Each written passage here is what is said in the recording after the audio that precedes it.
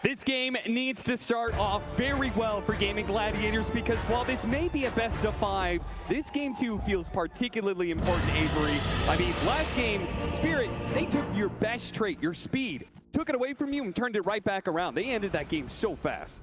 And this time, they're going to take the late game and the scale, right? Void, Magnus, this is a lineup that is very happy to go into that late game. And particularly when you have Yatoro in the range of the Spaces Void, it is a fearsome beast. This is a strat that goes all the way back to, I remember, TI6, TI5 era, where people were developing the Magnus. Wings Gaming were a team that took this strat all the way to the grand finals. We're happy to play this Magnus with the Void, particularly on Shadow. This is a throwback for me, being back in Seattle, seeing this once more on the main stage here. We're going to see what Team Spirit can do to get to that late game once again against Gaimin, who have continually punished teams for the greed, for the slowness, for the willingness to go to 60 to 70 minutes. They just don't want to let you get there. But here they've gone for kind of a hybrid draft, right? Going for Morphling in their own hands on Dyrachyo, a hero he is perhaps more infamous than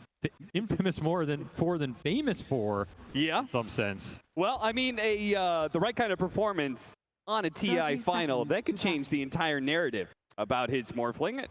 He's going to try and do just that by taking down Yatoro's Faceless Void. But there's also some other notable heroes. I feel like we focused a lot on Yatoro in that last game for a good reason. He had a monster performance, but there's also some other big ones here for Team Spirit. I'm looking at that Mapojka Enchantress, man. I feel like this is Enchantress and Chens, they are really scary in this current meta, even if we don't see them all the time.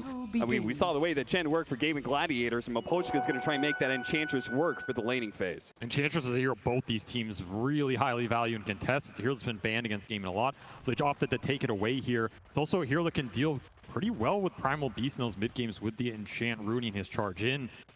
I don't know, when I saw that Ench come out, it gave them the tempo they needed with a Magnus opener to feel really good about it, so they just don't fall behind too much on the lanes. And a quick little body block to push it under the tower here to try and secure the equilibrium. Very heads-up play. Dyrachyo read it, got a block of his own, and it will end up outside the tower. So nice heads-up play by Dyrachyo to counteract that, as they're going to start 3 top. Maybe looking for a cheeky kill on the Pyrion, who's TP'd up here. Yeah, that would actually be an interesting idea, but they quickly abandoned that. Celery waves goodbye to the Enchantress as Mapojka heads back down to that bottom lane, which is going to be Ace and Tofu in the Muerta plus Wraith King, the double undead hero against the Faceless Void of Yatoro and then Enchantress. A very deadly lane as well. We've seen a lot of like the Wraith King Dark Willow come back. That was a classic a couple TIs ago. Wraith King, Muerta equally as strong. You get the insta-stun into silence, into Deadshot, pushes you back in. Your attack speed, so you can't fight. Skeletons are hitting you.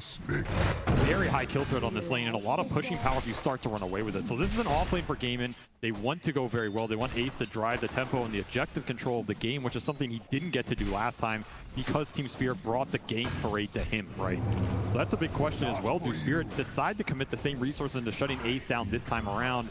And does that just inadvertently free up more room for Dyrachyo on a hero that I feel like has a better time this game than the Gyro did in that last one? It's a stronger hero in the meta, and decent matchups, and yep, already on the board. Yeah, you said this combo is deadly. Any sort of forward position that can output some good damage off that Wraithfire Blast.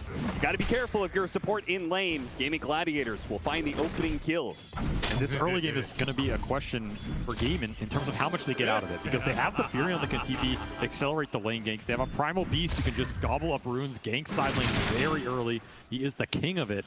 Maybe not a hero we've seen Quinn play a lot, but one he has practiced very well in pubs recently and is very comfortable on. So this could be an incredibly fast early game just in terms of the gank potential, not necessarily just taking your towers, which is also a reason if that Wraith King lane goes really well for Gaimin, it's a lane they can easily rotate to.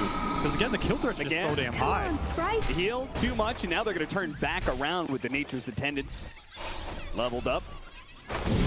Ace will take a bit of damage as he heads back in, but Yatoro doesn't want to miss his CS. Right now, lanes are going pretty well for, despite that early first blood. You got the Pango taking the top spot on the CS chart. Nice dead shot. Laurel can do this. It was kind of a quiet Pango game last time around, right? I think Quinn was struggling to find his openings, and this is a hero you can get to play your tempo game, to control the runes combat, where Quinn wants to go with the Primal Beast. You can definitely turn some of those ganks around. I think that's what Laurel's looking for, more than being the aggressor, right? I think him just going in these lanes is going to be difficult because you don't have a lot of damage fall up, but if Gaimin overextend, dive you under one of these side lane tier 1s, then suddenly the Penguin can come in with a counter gank and the Rolling Thunder and turn things around. You're really happy with that type of gameplay here. Because again, you're farming it up. You got Magnus face with Void. You know Gaimin are going to go into you. This is a hard duo to match up against. You throw that Inkswell on the Magnus. He pulls you closer with the Shockwave. You get hit by the stun, and then that stun leads into a free skewer back. So even underneath your tower, you are not safe. And the Grimshark could be really nice this game as well. Just throwing it on these cores that want to jump in, get the extra, debuff them out, reset the fight or the primal. These types of interactions could help them take the team fights in the mid game when they're likely going to be behind a little bit in terms of the speed. Because Gaimin are pulling a decent position out in terms of the laning phase here. Doing pretty well on their cores in terms of CS. He gave him the Harpy. That's going to make a big difference in this bottom lane. Doesn't die now, but does some decent economic damage. And he's got a small little Hellbear to work with, too. It's also just time. Torg gets to sit down here. There's a lane there. Eventually will kick him out. Quinn amping up the pressure here. Has a little bit of an XP advantage. Pushing this triple range blade in. I mean, it's pretty rare you get 3 range creeps. He pushed into the tower. Laurel will clean it all up. No roam coming in early here. Just way too high on the HP to make it look enticing. Side lanes, vital to your game plan. Still, he's just going to go for it. Here comes the rotation, though. Miro gets to the Inkswell underneath the tower, but he stops him midway through the charge, and Quinn, caught underneath the tower, will die. Sometimes greed is good, and sometimes you get punished for it. Mira happy to counter that. Push Laurel ahead in the XP. Now you're going to have a Rolling Thunder. Oh, what a sprout. Collapse. Cut down a tree, but he was still stuck on the corner there. Did have some stick charges to work with, though, and so he will survive for now. They wanted to be able to punish the fact that Mira had to TP into that mid lane, but couldn't quite finish the job. It's a game about pressure. Every time one of these supports makes a move, you need to create the pressure somewhere else. And you just can't clump on. You get the numbers. Yatoro gets put back into the silence. Oh, he time walks up now. He's still kind of in a sticky spot here. Gaimin Gladiators are going to try and run him down, looking to throw the blood grenade, but he'll make the difference. He's going to show up with that Rolling Thunder. Do manage to finish him up with the 2 supports, but Laurel, he'll be collecting some heads here. Even the Wolf gets a couple hits in. Stuck there on the corner, but that's okay. The Swashbuckle will finish the job. A lot of XP going into the Pango and the Ench down here. Yatoro, a little sad he died there and doesn't get it for himself, but I mean, that's sometimes the life of a Faceless Void versus a lineup that is going to pressure you, is going to go for that kill. And if it was a lot cleaner, maybe Gaimin can just walk that off. But here if they get the rotation in, suddenly his Pango's having a terrific game off of that in the turnaround mid. And those are those counter turns that Laurel's looking for, right? Yep. Force the Raid King in, force this Morphling into an aggressive situation. Maybe Quinn dives you, and that's when you get the strike here. Arcane Rune picked up for Quinn. This is a really nice rune on the hero. CC pops it here to try and deal with Mira. The silence is going to last a while. Can he get it? Yes. Quinn, very fast with the trigger there. Does manage to get him. Collapse going to try and dissuade Quinn of that notion. And he does manage to do so successfully, keeping him off his support. And the quelling, saving Mira at the end from this sprout, so value pickup already for him. Arcane Rune's still in the bottle, so Quinn can still look for a rotation off this, and he probably wants to. I mean, his early game is getting a little slow here, and you have threat on the side lanes, right? And this is where the Primal Beast strikes really hard, really fast, gets momentum going for the team. It's the theoretical ideal. You just shove in mid, make the move. Wisdom Rune. There is a Furion. There is. There's always the opportunity of the Celery to try and make a move, but I feel like the teams have been really good at protecting their Wisdom Runes against invasions, particularly against the Nature's Prophet. More times than not, it seems like Nature's Prophet tries to make that kind of move. He just walks into a trap. Just a hard gamble. If you use your teleport for that, you're dead on the map for 60 seconds, and your chances to get it should be minimal in a TI Grand Final, I want to say. Yeah. Good D-ward there. That'll help because Quinn wants to be able to make moves, particularly with this Arcane Rune, which he's going to put to use now. Caught him mid-shield crash. So that ability no longer there with the 2 support rotations. It's easy to kill Laurel. Exactly what they're looking for. Combine the calling dead shot with this Primal Beast. Anybody goes down to it at this point, and this is where you want to ramp up the speed. Start getting the map in a position where you can just guarantee the power runes for Quinn and get the connections going. And hopefully lead to like jungle invasion, right? Because the one thing you have to think about with the Magnus is the stats. And if their carry just gets to sit in triangle and double ancients and clear through them at that point in time, the earlier you take down these tier 1s, the earlier you get aggressive obs out, the happier you're going to be when that period comes. Another power rune should be secure from Quinn here. Oh, these runes are getting a little crazy. Oh, that skewer plays against Collapse as he does a ton of damage onto himself thanks to the trample from Quinn. Blocked out by his own Sprout, though. He's going to try and get to the other side of this cliff. Laurel does hop down to chase after him, though. Laurel showing the power of a non-real hero in his hands as he will take that rune away from Quinn. No haste. I mean, that's one of those situations you almost rather take the haste rune. It's so damn good on your hero. Collapse will suicide himself to take Quinn out in the process. Kind of have to be careful with those skewers against the Primal Beast. Kind of movement could be deadly. Look at this, just a quick rotation from the supports. Power of Enchantress, early creep takes down 2/3 of this tier 1 mid. Yeah. Didn't even feel like that was a real move, but they still got a lot of this tier 1 tower damage out from it. Once again, it's Gaimin responding to some early objective pressure. The whole time this is happening, it's also space on the side lanes, which means the Toro got to catch up a bit. He's not the one getting ganked or killed by the calling here. Very happy with that. Ace is not able to force him off lane yet. However, Gaimin doing a bit of stacking of their own, and maybe that's something they took out of that game 1, right? Like, you go in game 1, you try and run Spirit over. Instead, they run you over. Okay, this is not a team we're going to beat in 20 minutes. Not a team we're going to beat in 25. Maybe we go back to some of our other tricks, other things up our sleeve. Efficiency on the map. Yeah, this is a team that is stacked their whole way through the season. We're back to it now when it matters. And particular strength of Western Europe in general. So I love those DPC matches throughout the year. Stacking was a big factor for all of those teams. Ace does have the reincarnation here, but it looks like Team Spirit want to try and burn it away from him. The Skeletons will push back, though, while Brother does chased away. Brother against Brother here. Whose Skeletons are better? Well, right now, it's going to be Quinn trying to jump in, but immediately stopped by Laurel. Once again, with the counter initiation, Quinn's trying to get out of here, but he's going to be caught. The Inkswell plus the Silence is going to try and trample his way over the left-hand side. He is slowed down, pulled back in by Collapse, though. Oh, and a Chronosphere actually locking away these two other cores right in front of the tower. Seller's trying to stop him now as they turn back around onto Ace, trying to finish him up. There goes that reincarnation. Doraccio doesn't have much mana to work with, and on the fresh life, Ace is going to be pulled back underneath that tower again, just like Quinn. They are in trouble. Now Doraccio's under this one as well, surrounded by 5 heroes. He's going to start desperately morphing into Shrink and try and wait for him over the left-hand side, but with all of this damage, he just cannot get far enough away. Gaimin Gladiators will lose all 3 of their cores, and that attempt at a fight at bottom lane. That is the danger of making an aggressive move into this Pangolier. Grimstroke, the turnaround potential is just so damn high, and time dilation absolutely ruined Doraccio as he goes in that engagement, gets time dilated. He can't do anything for the rest of the fight. And of course, Quinn, he has a big ult. Still trying to make something happen in this early game with a very aggressive mid that can do it, but he's just struggling.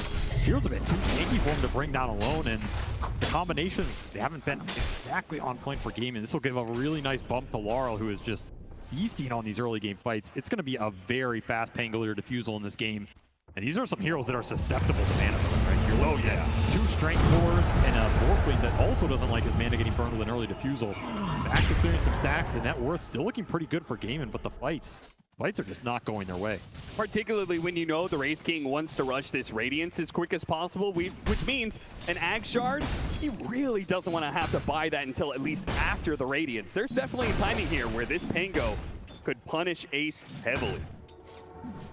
Especially since it's just done. I mean, this is 11:30 Arcane Boots Defusal. This is crazy fast in a game where they maybe expected Laurel to not have the freest time. Right? Up against the Primal Beast with a Furion who can rotate.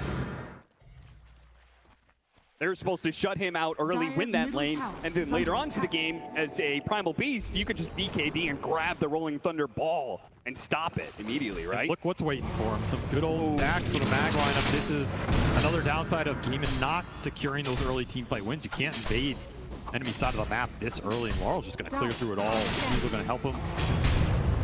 So big right now. He's got a shield rune to boot. So they're going to be looking to take a fight. It's also going to be the blink timing for Collapse. He's going to finish this off the stack. Just rush it out here. Look for a big blink RP skewer on a core. Continue to slow the pace down here. Gotcha. You're going to be happy to use their ults for big core kills. So the question on Gaimin side is, what do you do when those ults are on cooldown, right? How much can you get off the map? How much can you push the lanes and look for kills? Quinn once more looking for something to get his game going here. Just can't find anything. Good read by Mapochka, dipping away into the trees there, out of sight from Quinn. as a result, that's going to be yet another rotation that fails. One way or another, Gaimin Gladiators, whether it's running into a 5-stack of Team Spirits and they lose the fight, or the smoke's just not working out for them, so much of their early aggression with this Primal Beast has been completely stymied, and now Team Spirits are sitting in a pretty happy position, I would say. The net worth is dead even, but it does feel like Team Spirit have answered Gaimin Gladiators and all the moves they wanted to make early. I mean, there's a lot of Magnus teams over the history of TI, and I think all of them will say, if you are even at the 15-minute mark with a mag lineup, you're winning the game. Like, you're happy because you know this game is going to get extended. You're going to outfarm the enemy. You're going to theory outscale them. Now, a lot can happen in those fights. This lineup from Gaimin can scale very hard. We've seen Primal Beast go very deep. These later game one stun, and follow-up silence. Of course, many heroes. That can also happen. Yeah, this is the move the Gaimin Gladiators, they were trying to play off this, being able to get numbers movement, right? Like the Primal Beast and the Nature's Prophet offer so much mobility around the map. They should be able to outnumber Team Spirit and find openings like that. It's what Celery wants to do for sure. Every time you get one of these pickoffs with the Furon, you get to farm their side of the map. You get deep wards up, it's going to set up for your next play, and then your economy is just going to explode. And you get some extra items on this Fury, and he can control the fight. The Ag's very good this game with the root and disarm, right? This is a great Fury on Ag's game. Yeah, the Nature's going to do some mad work here. If he can get anything else to help his team survive in the Chrono, in the RP, Fury's going to be a force to be reckoned with, and he can continue to shove these waves in as well. Spirit continue to play this game slow, continue to farm up Laurel with their Empower going to work. That is a successful move for Gaimin in a period where Collapse didn't really find that opening with the Blink. To settle for some farm. Find an interesting note, there's just no hand to Midases in this game. Wraith King, Faceless Void, both heroes that have bought it throughout this tournament sometimes, but feels like as the tournament's gone on, particularly probably because the way the Gaimin Gladiators has stomped through some games, there are teams who've been a bit wary about picking up that greedy item. I mean, Midas is a crutch item. You know, Midas is an item for, you know, the bottom 14. It's not really a grand finals item. You know, you gotta, if you're worthy of a true Pantheon, and you don't need the extra TPM, you're going to collect it off your enemies here. See, that is Collapse can do that. Still trying to find something with this Blink, or maybe he's just happy empowering his other cores and letting them take the bulk of the net worth. Toro still pretty much untouched during this period, just going Mask Madness into the Maelstrom, power on top of it. I mean, this Void is going to keep up and farm, even with a Radiant Skeleton being, am I allowed to say that? Farming up the entire map. He will match him. Oh, Laurel is essentially there to grab him. Mira can stop some of this though. Goes out of silence, thinks well. Oh, so much burst damage though. Celery hit him big with that one. He got off the shield crash though. No way. Those shields are keeping him alive. They need a bit more damage, but now he's TPing away. Goodbye. Are you watching? That's how it's done. Oh no, Gaimin Gladiators gotta feel so bad about that. A pickoff on Laurel, the highest net worth in this game, would have been a dream opening for them. And that was one of the few openings he'll have against this guy because he is closing in on the Lincolns fast. Not crisp enough. Laurel walks it off. I think he even misclicked his swashbuckle there. Dratio on the edge of the Chronosphere. Now that's an idea. Team Spirit said, oh, used all those resources bottom lane, huh? It'd be a shame if your carry got picked off, wouldn't it? A heavy cost indeed to missing this gank. Laurel just plays with his food, and they're going to put those ults to use on Dyrachio every time. Anytime you can just collect a Morphling in this game, you're super happy about it. Toro will just continue to farm. Says, give me the freebie and back to the jungle. It's coming down to ace right now, right? I mean, it feels like it comes down to ace in a lot of games, but yeah, particularly right now, he's the strongest hero on the map. He can create the pressure. He can do things like this where he just solo create an opportunity. They're going to find both supports. Ace will walk it off.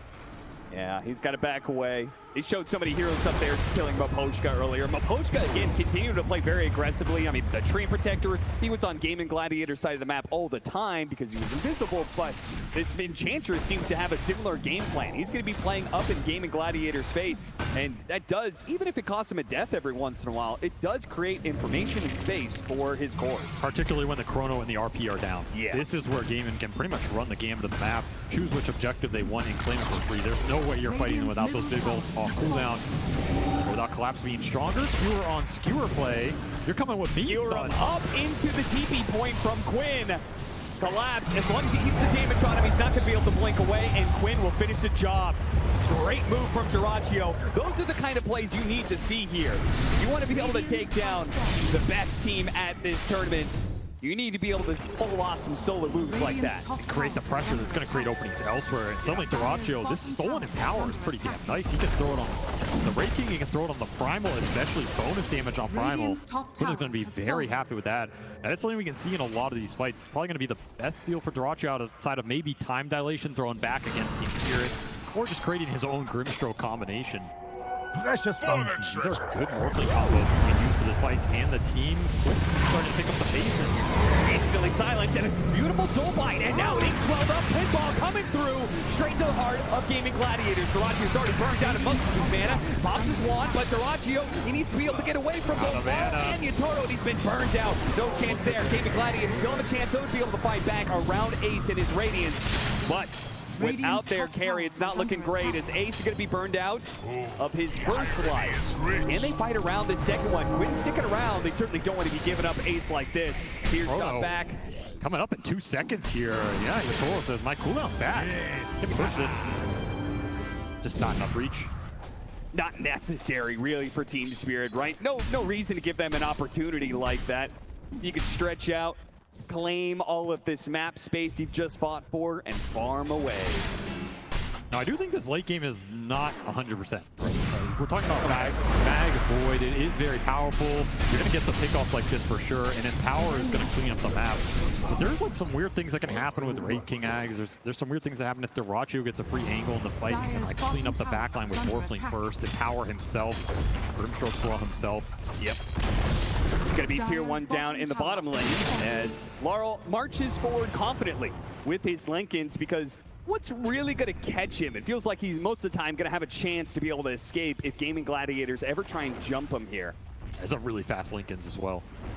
This is Mag Pango in its prime. A hero that is not afraid to fight off cooldown. They're really going to farm the Tormentor right in front of Gaimin Gladiators' base? That is crazy, but they just did it. 4 heroes, that's all they needed. Meanwhile, Celery being gone on by Yatoro. And just gets a bit of a poke, gets a reaction out of Gaimin Gladiators. Ace will try and punish him, but there's no follow-up. Yeah, he needs a lot more. Celery's going to try and chase up. The TPs are coming in here, tries to block him out with the Sprout, but Yatoro is running free. Dyrachyo chases after him, hits him with the time dilation, but it is a very forced move from Dyrachyo, but he gets it. He gets that kill, though, turns back around on the collapse. Oh, RP'd right in front of that tier 2, but silenced up just in the nick of time before his skewer comes through. He wants more. Yeah, he does. He sees the opportunity. What a beautiful entrance from Dyrachyo into this game. That is the power of stolen time dilation plus the time walk, right? Infinite chase potential. Suddenly, Faceless Void can't do the same back, and Dyrachyo says, 2 can play at that game, Yatoro. I can get aggressive too and make it work. Just creates an opening out of nothing there off a chase that felt, you know, like, what is Ace doing here? He's wasting his time? Not at all. Everything coming together. It's going to propel Celery up that board as well. Imagine you have that Ags Wrath of Nature here, right? Suddenly chases like this become a lot easier. Oh, yeah. And Yatoro, he's just still looking for that big Dispel item. His choice will be Manta first over the BKB, but until that's out, Dyrachyo has a decent opening in these fights, and you got the RP out. Yeah, it actually just leads Gaimin Gladiators into more opportunities, perhaps. That Ags. It's in for Celery if he can fly it out. Okay. That is something that can bounce through, lock these heroes down, create more opening for the Wraith King Primal to just get in there and head up that front line. Second Tormentor will go Team Spirit's way with the Shard. So now they've got a Shard on both of their supports. That's pretty funny. I think that the Mira 1 Grimstroke, that's so much better for them. Hard Dispel to be able to help save this angle or this Faceless Void when they need it most. But maybe there's just too much firepower some of these times. As you can see from Gaimin Gladiators, when their cores start linking up, and they're picking up the pace now. Dyrachyo, he's just swarming forward, seeing if there's anybody else to be able to catch deep on Team Spirit's side of the map. And this is the part where Team Spirit needs to be able to slow down the game. The momentum is beginning to play against them. That's where the map becomes difficult. You have Skeleton shoving in one wave, you have Wrath of Nature pushing all the lanes. The Morphling's not afraid to show right now. He has Manta Illusions on top of it. And the Primal, if he's in the fog, it creates a scary situation with the pickoff potential. They're just getting more information than Team Spirit right now. There are still very deep observer wards that the potion got out, but you can't really get there and use them. They're not scouting anything right now as everybody's on top of him. That shard is pretty helpful when it comes to the Sprout, but may not save him from this since he's going to be surrounded. He'll create a little bit more time, a little bit more space. In fact, he's going to go for the TP away, and there it is. Okay, they do manage to stop that. That would have hurt Gaimin Gladiators a lot if they let him get away from that. Solid space, I'm sure is what he'll say. Yeah, absolutely. Time to try and get to the Dispel item on Yatoro, as Collapse will finish Harpoon. He can't really deal with time dilation in the fight if it comes out. This is a very aggressive item. He can lock people down, guarantee the skewer better. But if the fight starts on him, it could backfire. Quinn's still working towards that heart. So, Gaimin looking for the next big damage items that are going to let them ramp this game up. And of course, Ace still sitting top and pretty here. He's the big objective driver, so if he decides that they need to force tier 2, go for Roshan, where they want to fight and how, it's up to Ace right now as he is the front line. Toro calling for a smoke, looking for some kind of pick off here. They get the right kind of opening, they could translate this into a quick Roche take.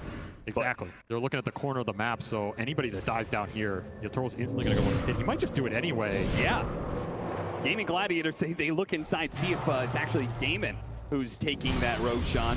That's going to be pretty tough to deal with, Yatoro, with that shard jumping around with Inkswell on top of him. So even if you catch him midway through his time walk and stop him from leaping back into play, there is that Dispel that can come out. That's why you want to create a situation where he has to choose between chronoing the front line in the Heart Primal or, you know, the Wraith King with 2 lives. Oh, if they make this move fast enough, it could be massive for Gaimin Gladiators. They have a double damage in Morphling's bottle. If they can get to this fight in time, Team Spirit may get wiped and lose the Roshan fight, and they are not doing this fast enough. Gaimin Gladiators are going to get here, and it looks like Team Spirit have made the right read. They're going to smoke, backing themselves away. See if they can find the opening on Gaimin Gladiators. Quinn has instead. It's the ward, and on the high ground, BKB immediately goes out. Now he has to turn and chase, but he's not going to be close enough. Team Spirit got something big out of him, but they do hit him all. That's going to be able to hit all those heroes. The RP does manage to lock down the 2 heroes. They jumped into the RP. Siraju's actually going to have to do all the damage from here on out, but the Rolling Thunder is dangerous. It slows it down with the badges, and the Rolling Thunder hits, and there's no chance. And now they leave Quinn. Yeah, trap him inside that Chronosphere. His BKB is gone. Get the rest. Oh, it's Gaimin Gladiators who had an opportunity there to be able to upset, but now just what they feared the most, which was losing a fight and giving the Roshan to Team Spirit. That may have just occurred. It's going to switch the side, so they're going to have to run up top. They might not have enough time before Gaimin respawn. I mean, you got to remember, they can TP to this dire outpost up here as well if they still have them off cooldown. But damn, what a heads-up RP from Collapse. That is a team fight salvaging RP as the Wrath of Nature just got them all on the backside, and Dilation was thrown out early here. So right there, it goes on Quinn, but that opens the fight for Dyrachyo by a decent margin. I don't know. I mean, he just RP'd him. There's no way around it. Yeah, they only had one stun to work with. Dyrachyo just makes a complete misread of the situation there. Maybe thought the stun was going to latch and be longer, but there's a lot of bailout here. And the second that goes wrong on the Morphling, this fight's just completely over. Yatoro is going to clean house.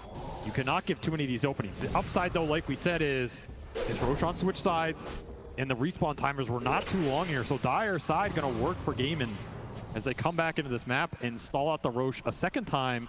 I think you just man up for it here because you know RP and Chrono are on cooldown. Yeah, 100%. And Team Spirit, I mean, it would be a pretty bold move to try and take this fight without their ultimates. No, they're just looking for the pickoff. Not going to find it, clear the wave, but this contest, it's all on Laurel with the Rolling Thunder. Maybe they can take the fight afterwards. He's thinking about going in with his Inkswell. He tries to jump in, see if they can get the skewer pickoff. No such luck. Gaimin Gladiators retreat very defensively after claiming that Aegis. They know Team Spirit are bold enough to make a move like that. They respect it. They'll back away. Dyrachyo will try and get his farm into the Silver Edge, which is a great way to be able to find some of those backline heroes. I mean, I think that Grimstroke is a big problem for them. It is. The Link and the Dispel off the Swell are both really nice here, especially when you just throw the Cell onto the Faceless Void for the Magnus. They get a free jump, and if they get stunned, you just bail them out, right? I think we're going to see that the whole game. It's going to make sure that both Collapse and Yatoro can hold their BKBs or the Mantha for as long as they want here, and Mira can bail them out. Of course, you can also just throw it on the Pango and let them roll in. Yeah, speaking of Pango, his item timing was definitely delayed quite a bit, but he's finally going to get there. He got that Linken's a while ago, but the Aghanim Scepter that he was looking for next will finally be complete. Hurricane Pike from Apochka, so the damage starting to heat up here for Spirit. Spirit, as they're going to spread it across 4 effective cores going into this late game. That is why they love the Enchantress. Miposhka is going to start to cause his own mischief in the fight. And that pushes the question back to Gaimin in terms of how are you scaling in this game, right? Because right now you have an Aegis, you have a Morphling pushing towards Silver Edge. Ace just hit his BKB timing here, and the heart is a couple hundred off for Quinn. So you have some really strong fighting items coming out all in the same interval here for Gaimin. You would really like a good team fight out of this, especially if the Chrono, the RP gets wasted, or if you trade an Aegis for it. You might be okay with that in the long run. You can at least find something on the backside. Because right now, you're looking at Yatoro. He has a Manta. That's it. He did not go for a BKB on the Faceless Void this game. He's just hyping up the damage here, abusing the fact he has Empower. Going to go for a later Lincoln Sphere, but it will be collapsed with that BKB. So it's a question of who do you want to start off? Maybe the Silver Edge is going to give Dyrachyo the option to put his aggression to use and just start on a support, start on a core, give the vision for a Wraith King jump. Vision means everything here. Gladiators as they try and take these next few fights. Yeah, which means Miposhka is a particular nuisance to them, as he once again leads forward, just using the creep to be able to find information. They got the Harpoon, Skewer back. Now he does have BKB locked down by the RP, but maybe the damage is going to be enough. It's going to be close call. Quinn starts walking away. Celery's going to jump in with the Wrath of Nature, soon coming out. He tries to use the Overseal Totem to get away from the Rolling Thunder while they jump forward on Dyrachyo. They want to get something out of this. They see an opportunity, surely, but they couldn't actually grab anybody, just lacking the disables. Glimmercave posing problems for Dyrachyo as well, and just can't see anything to hit. And Team Spirit able to disengage after that Wrath of Nature rooted them all, which means Yatoro wants to go back. He's got an opening here. Looks for it with the Chronosphere. They were so grouped up on Gaimin Gladiators, but he doesn't have the vision. He's now been grabbed. They actually have that AoE. The calling goes out. He's on the other side. He actually gets away. Thanks, well, Time Walk undoes so much of the damage. And now Gaimin Gladiators have to play it a little bit slow. Have to respect that Soulbind. They cleanse themselves of the ghost. That silence is now gone. The Soulbind is away. He's still waiting for his opportunity to get that cover. Got 3, 2, 3, 1 in the back, 2 in the front, and that's going to be the Aegis down for the Morphling. A second life for both him and Ace, though. And Yatoro fight through this one. Is he going to be able to get away? The shotgun room, the entangle as well. That's enough. They bring down the carry. Now for the rest, Team Spirit playing back into this one. They empty it. Well, now Skewer locking them together. Whoa, think he can fight this one out. Dyrachyo waveforms over it, trying to separate from his team a little bit. Make sure this Rock Whistle doesn't absolutely decimate them like it does Tofu. But in the back lines, Ace trying to chase down the Rock Whistle. He out, but Dyrachyo dies. And Snarl, he does manage to finish him off just on the very tip. Just enough to be able to get that kill before he falls. Collapse tries to skewer away, but locked down by Quinn in the end. Cannot escape the inevitable, which is just too many lives on the side of Gaimin. Now buyback from Celery gets another Wrath of Nature through. That fight lasted so damn long. And of course you had the Aegis on Dyrachyo, the Reincarn on Ace, and Quinn just abusing this heart regen on the backside of that fight. The Chrono was absolutely beautiful. Did you say buyback on Celery? 3 lives. Gaimin Gladiators just brought more numbers than Team Spirit could possibly even dream of. It's like an 8 on 5 here, right? Yeah. So you kill 3 or 2.5 in the Chrono, you're going to take Ace on the other side. Then they're all coming back. I mean, that's exactly what you want to use this Aegis and Reincarnation for. Create a situation where you set the fight up towards the end, the ults are on cooldown, and you just get an even man fight. And that is when Dyrachyo can start to clean house. This Morphling, he does some serious DPS. But damn, were those ink swells a problem. They were catching so many heroes. Collapse gets to survive the entire fight, just right-clicking people the entire time. And I thought Varl was maybe going to carry the end of this. Tango is doing so much DPS. Yeah, him and Collapse, I think, saves so much of this fight, because if Dyrachyo managed to live through it, then who knows how much damage they do while Team Spirit is dead. But the fact that Morphling is gone, there goes a decent amount of their pushing power and threat for the high ground. Instead, it's the Furion and the Skeletons that push out. It'll be Ace who collects it, and this Wraith King is just turning into a straight carry right now. This is not even a bad carry matchup versus the Faceless Void. Yeah. If you have help to do it. It's just going to be an AC for Ace here. Shard to boot, so you cannot mana burn him out. And it's going to be a problem. He's going to deal enough damage, great enough threat that you're going to have to think about it first, or at least maybe skewer him in deep, take him out for free, and think about when you commit the Chrono or the RP, because it's not so straightforward anymore. You can play off some Pangolier pokes, but damage in the front line is coming through for Gaimin right now. And a lot of it does come down to Dyrachyo. How does he find the angle into the fight? Who does he start on? And does he get caught in those ultimates? Because this Morphling is still incredibly susceptible to time dilation post Manta. He's susceptible to just getting ulted without that morph going out. And if that happens, so much of your DPS goes out the window. Suddenly that long fight is no longer favorable for you. It's so wild to me how much Yutoro trusts his team in this situation. I feel like so many other carries, especially carries in this tournament, would have gone for a BKB to help protect themselves, but he seems to just fully trust that Mira is going to be able to back him up, right? I mean, you think Yutoro, God, is going to buy a BKB. Haven't been watching this man. He's going to go for Scotty up next, which is going to make him very tanky.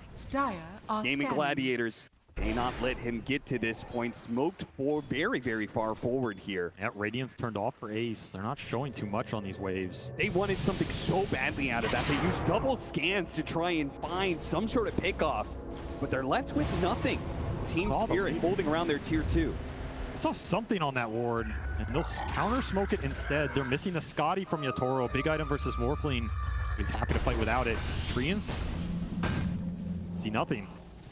How closely were you looking at the body blocks here? They just depend on it, as they will bypass the vision mechanisms. Level 20 for Yutoro. He has Chrono attack speed here, plus this full Mjolnir. You get caught in this Chrono, it's a very different story than the last fight. How much room are you willing to give up right now? Charge, they spot Celery. Chronosphere on the 2 of them. So he's going to bring down the support first. Nice use of the dead shot there. That'll make sure Ace doesn't get punished too much. But Chronosphere for a 5 position. I don't think Gaimin Gladiators mind that too much, as long as they don't lose control of the Roshan pit during this window. The upside is that buyback's still on cooldown for Celery. So they know they're getting the 4v5 out of that if they take down the Fury on first. There's no way you're committing for the Wraith King there. A dead shot will prevent it anyway. Another quick pickoff for Yutoro. More gold into his pocket. Will finish up the Scotty.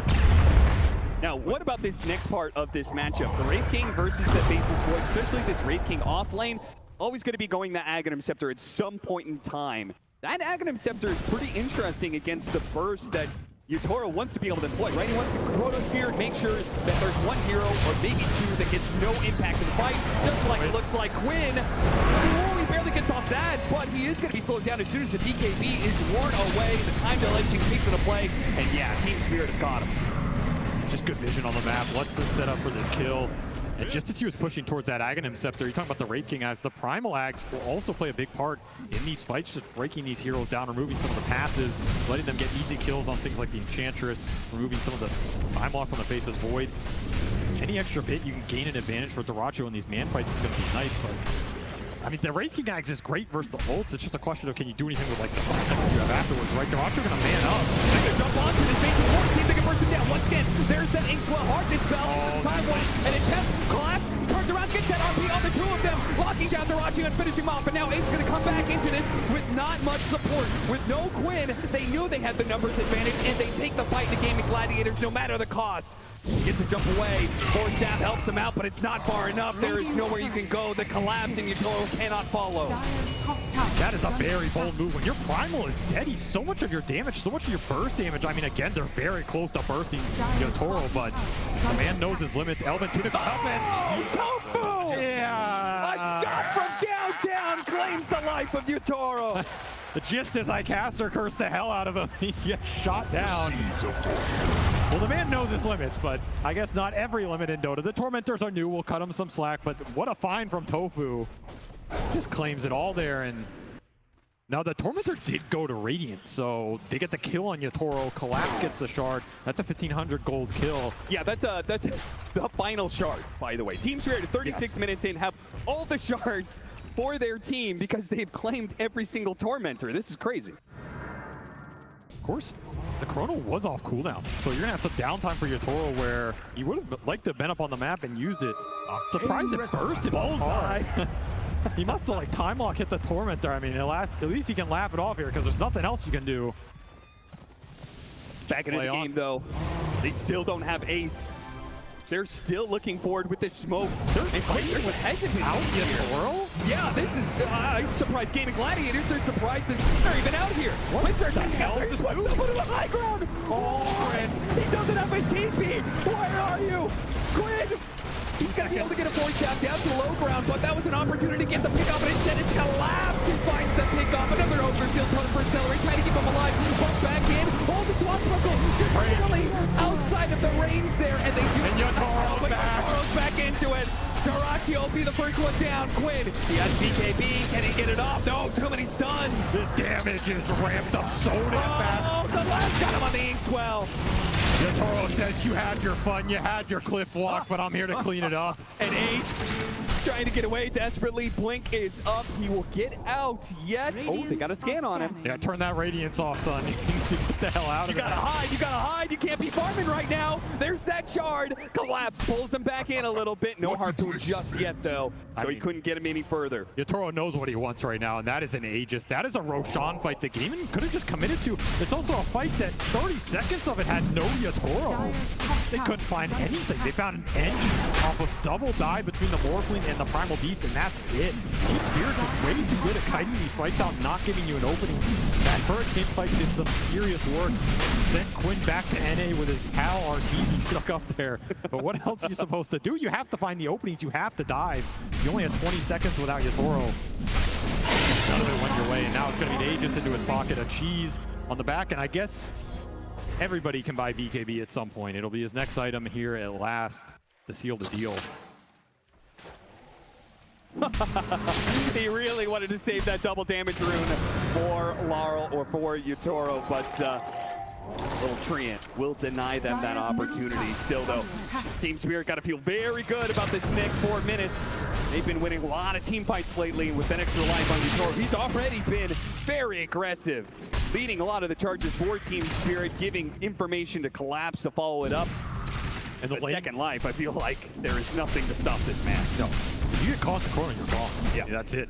Even if you're morphing, I mean, who cares, right? The second you come out of it, you're basically dead. The Zags from Celery can only do so much, and suddenly the lanes are not getting pushed in as deep as they once were because this Empower is just going to work on these cores. They're just mopping it up. At this point, the Skeletons and the Treants are just extra gold into their pocket. We're looking at 440 CS for Yatoro right now.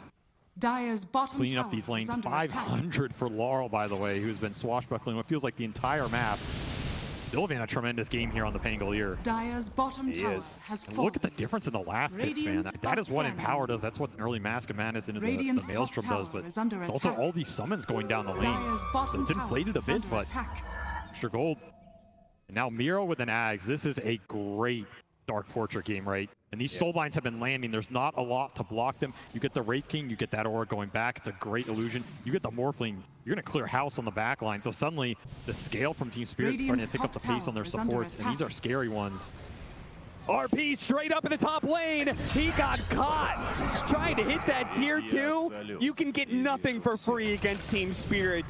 Collapse denies Dyrachyo that opportunity.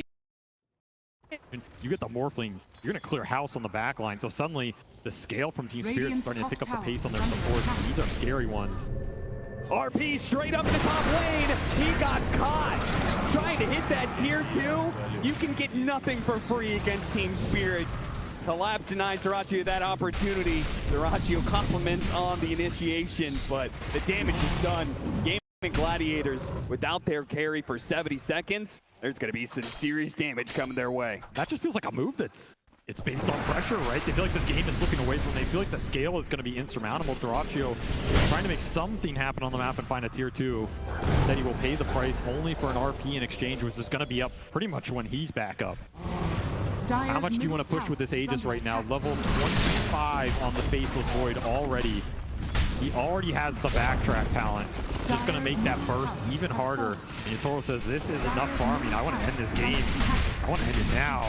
How much do you have to take the fight on your high ground? Look at them. They're just trying to catch whatever they can in the side lanes because, well, you don't have a carry, so there's not much point in acting like you're going to defend this mid lane.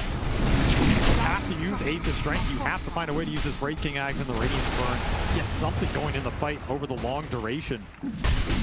That's where the Pangolier shines. And I mean, Laurel hasn't even had to jump in aggressively yet. He's just playing behind his other cores. Yeah, you have 3 lane of racks here. They're going to go for number 2. Dyrachyo, 3 seconds on the spawn. Butterfly completed for Yatoro now. No MKB in sight. You're going to have to do this the hard way. Just charge in and hope it goes your direction. Checking it out, seeing who's TPing in. Toro with the Lincolns. Got an extra life. He's got a BKB in his backpack for that second life. And he's got an opportunity from Collapse. Hold Celery out of position. Rachio gonna try and use that Faceless Void form to be able to help out Blood. The Chronosphere goes to the Morph. Field Scepter not actually grabbing the real one. Kyle still up, and he finishes off the Morph like so easily. Now the RP gets the other two cores. Team Spirit so clean. The extra ghosts come out from the Wraith Kings, but he doesn't really do anything. Ace just pops BKB on the second life. They do manage to get another pick here on his salaries. He tries to jump forward. They've got nothing left in the tank on Gaimin. Gladiators, they are all going to fall. They're going to throw their damage around. The Chiefs actually getting popped. This collapse got a little bit low, but into the foul ball goes. A rampage. A rampage, maybe a double? No, Tofu's going to deny him that. They're going to call the GG. And let's hold back in. No, this one is a second rampage to finally close it up.